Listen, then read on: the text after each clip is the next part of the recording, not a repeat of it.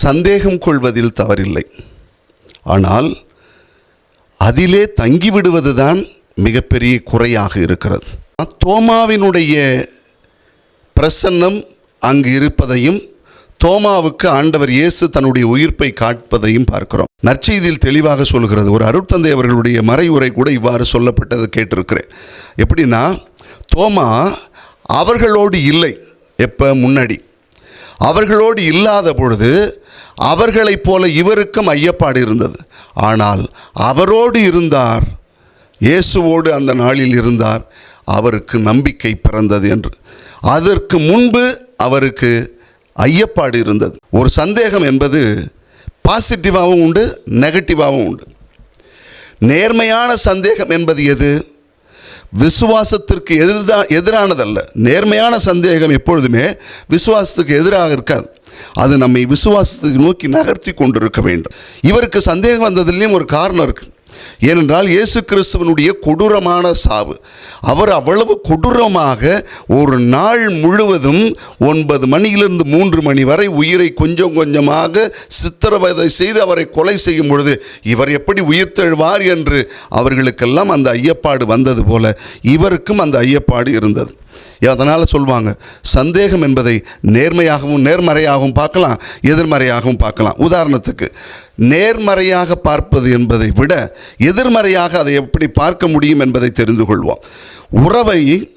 சந்தேகம் என்பது ஒரு உறவை முறிக்கிறது என்றால் அது எதிர்மறையானது. மன அமைதியை குன்றச் செய்கிறது என்றால் அது எதிர்மறையான ஒன்று. செல்ஃப் டவுட் அப்படிம்பாங்க. அதாவது தன் மீதே தனக்கு சந்தேகம் வரும். இதெல்லாம் எதிர்மறையான சந்தேகம். ஏனென்றால் அது ஒரு மனிதனை எந்த விதத்திலும் ஒரு முயற்சி எடுக்க வைக்காது, புதிய வாழ்வின் தொடக்கத்தை உண்டாக்காது, தன்னைத்தானே முடக்கி போடுகிற சந்தேகமாக இருக்கும். அதுதான் செல்ஃப் டவுட் அப்படிங்கிறாங்க.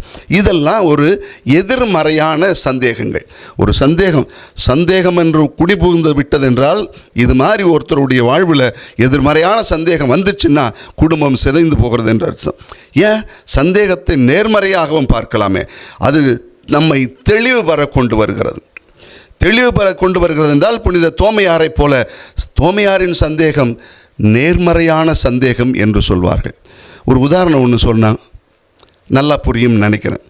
ஒரு குரு தன்னுடைய 2 சீடர்களை கூப்பிட்டு 2 விதையை கொடுக்குறார்.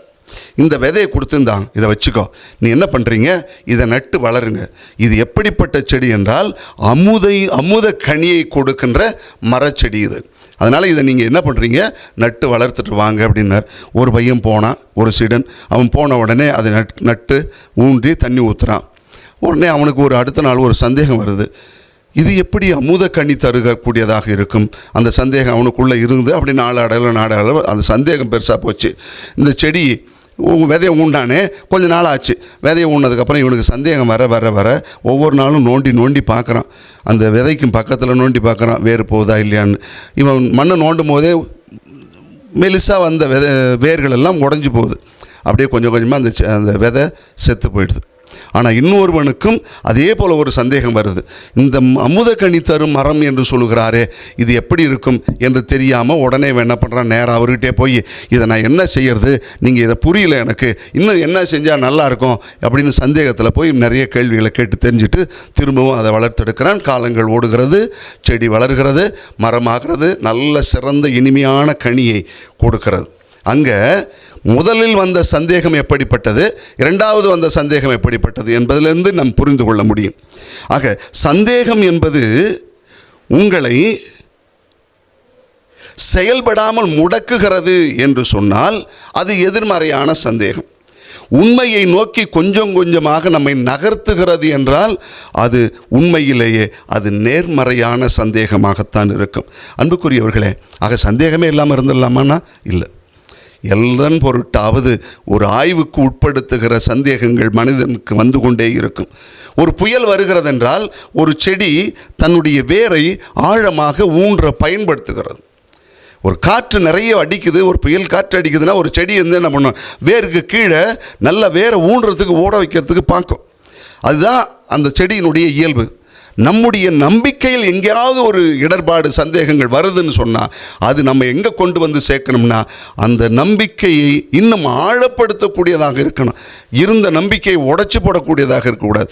தோமையாரனுடைய சந்தேகம் என்பது கூட நம்பிக்கையில் உறுதி அடைவதற்கான சந்தேகமாக தான் இருந்தார். அதனால தான் அவர் சொன்னார், ஆண்டவரே என் தேவனே என்று சொல்லி ஒரு மிகப்பெரிய விசுவாச சத்தியத்தை எடுத்து சொன்னார். அதோடு மட்டுமல்ல, இன்று நாம் கூட காணாமலே நம்புகிற நாம் கூட பேறு பெற்றவர்களாக மாறுகிறோம் என்றால் அந்த நம்பிக்கையில் சந்தேகம் இல்லாமல் இருக்கிறோம் பாருங்கள். அதுதான் உண்மையில் சந்தேகம் என்பது. சந்தேகம் கொள்வதில் தவறில்லை, ஆனால் அந்த சந்தேகத்திலே குப்புறப்படுத்தி கிடப்பது தான் ரொம்ப ரொம்ப தப்பு.